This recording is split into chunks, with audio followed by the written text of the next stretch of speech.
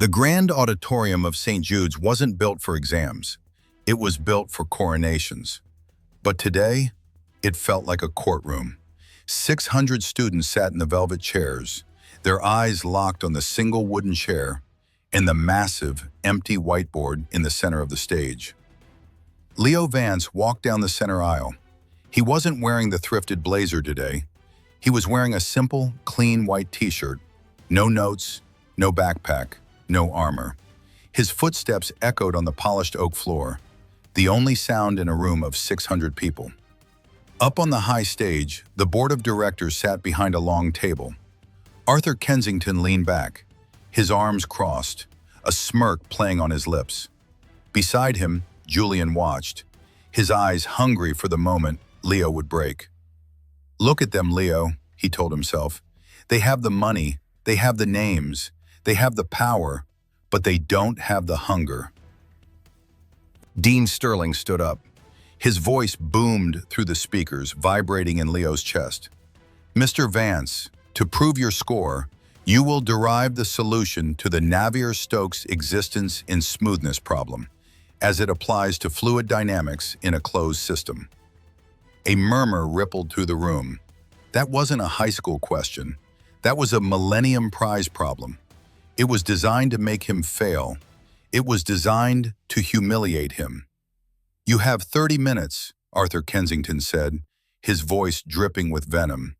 "If you cannot finish, you will be escorted from this campus, and your record will be marked with fraud." Leo picked up a piece of chalk. It felt heavy. He looked at the white surface, then at the sea of faces waiting for him to cry. He didn't move for 60 seconds. Julian whispered to his friend, "He's frozen. Look at him. He's nothing." Leo didn't freeze. He was calculating. Suddenly, the chalk hit the board. Clack, clack, clack. Leo didn't start at the beginning. He started at the end. He began writing equations so fast his hand became a blur. The professors on the board leaned forward, their eyes widened. Leo wasn't just solving the problem, he was dismantling it. Halfway through, Leo stopped.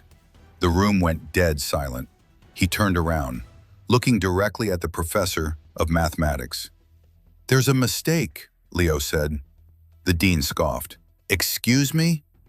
The premise of your third variable is flawed." Leo's voice was now the loudest thing in the room. "You used a static constant for a dynamic system. If I solve it your way, the bridge collapses. If I solve it my way, the world changes." Leo turned back to the board and crossed out 3 lines of the professor's own work. He rewrote the entire theory in 10 seconds. The chalk snapped in his hand, but he didn't stop. He finished the last derivation with a jagged, perfect, final line. Leo dropped the chalk. The dust settled on his shoes. He didn't look at the board. He looked at Arthur Kensington. The professor of mathematics stood up, his hands shaking. He's right. My God, he's right." The silence in the auditorium was broken by a single person clapping. Then another, then a roar. 600 students, the same ones who had whispered "cheater" 24 hours ago, stood on their feet. Julian sat frozen. His world, his hierarchy, had been turned to ash by a kid with a 50-cent pen and a broken bike. Leo walked to the edge of the stage. He looked down at Julian. "You have the resources, Julian," Leo said, his voice calm. "But I have the truth, and you can't buy the truth." Leo walked out of the auditorium, through the massive iron gates, and didn't look back. He didn't need St. Jude's anymore. St. Jude's would be talking about him forever.